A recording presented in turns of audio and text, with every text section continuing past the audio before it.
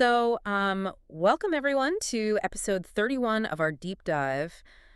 Today's is titled, You Are Not Alone, a late night dose of courage. I really love that title. It's very fitting for what we're getting into today. Yeah, it really is because, we want this deep dive to be a companion for anyone out there who's feeling, well, just isolated. Right, isolated by self-doubt or Oh, caregiving exhaustion. yeah, or study pressure, unemployment, just that heavy late night isolation. Exactly.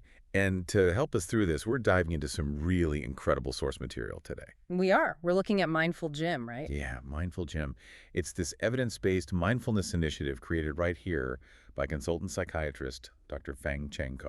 Which is Malaysia's leading mindfulness program, actually. Yeah. And I think the reason it's so popular is because it totally strips away all the confusing jargon. Oh, absolutely. It turns mindfulness into this very practical life skill, customized for our multi-ethnic community, so you can use it anytime, anywhere. You don't need, like, a fancy silent meditation retreat. No, not at all. Good. So, to kind of set the stage for this late night heart-to-heart, I was thinking about this analogy. Okay, lay it on me. Imagine you're driving down this pitch-black stretch of the KLUS highway. It's like 3 in the morning. Oh, scary already. Right. And suddenly your engine just sputters and dies. You pull over to the shoulder. This total darkness. Total darkness. And that terrifying, entirely stranded feeling just completely washes over you. That is exactly what our brains do to us.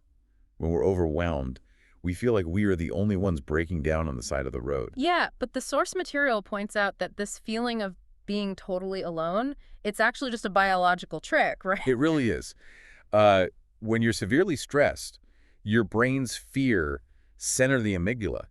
It basically hijacks your nervous system. So it's literally just our biology messing with us. Yeah, it creates this psychological tunnel vision. It narrows your cognitive focus only to the immediate threat. And that makes you feel entirely cut off from the rest of the world.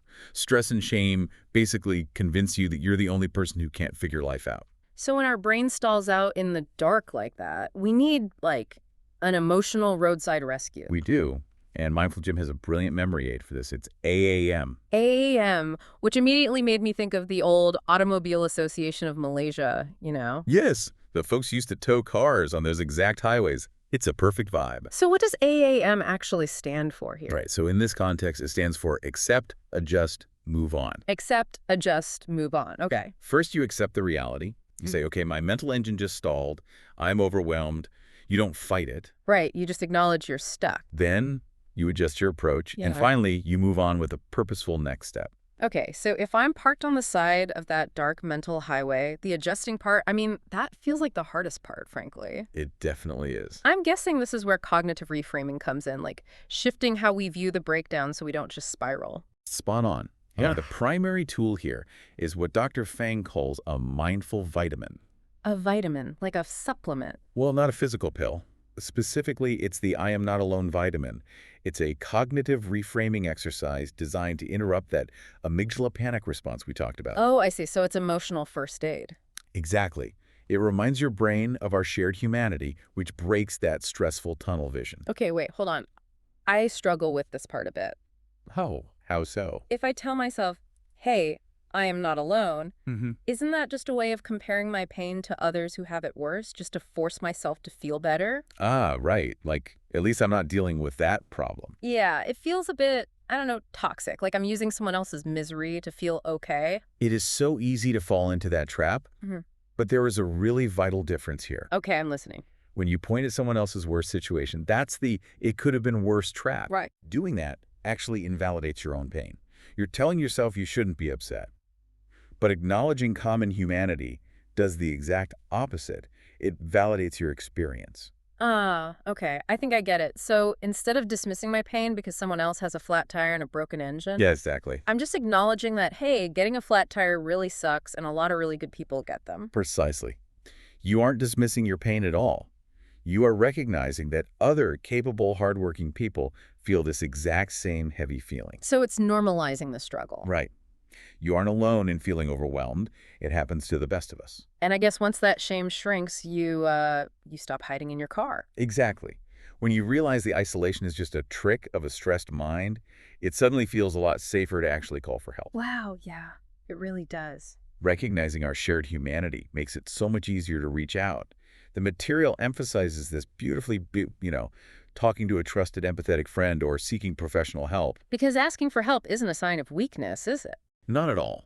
It is a profound act of courage. I love that. So if we look at the big picture of what we've unpacked tonight, it really boils down to exactly three main messages. Okay, let's hear them. First, mindfulness is an everyday practical skill. It's like knowing how to use that AAM framework when you break down. Definitely. Second, that feeling of total isolation. It's really just a biological trick of a stressed mind. And third, acknowledging our shared humanity is what actually softens our shame. Perfect summary. Which leads us to our one call to action for you tonight. Yes. Right now, wherever you are, just place a hand on your chest. Take a slow, gentle breath. And quietly whisper to yourself, I am not alone. Just let that settle in. And as we leave you to the quiet of the night, we want to leave you with one point for reflection. Yeah, something to think about tomorrow.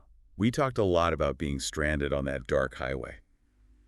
Well, what is one small burden you've been carrying entirely in the dark that you might be ready to share with someone else tomorrow?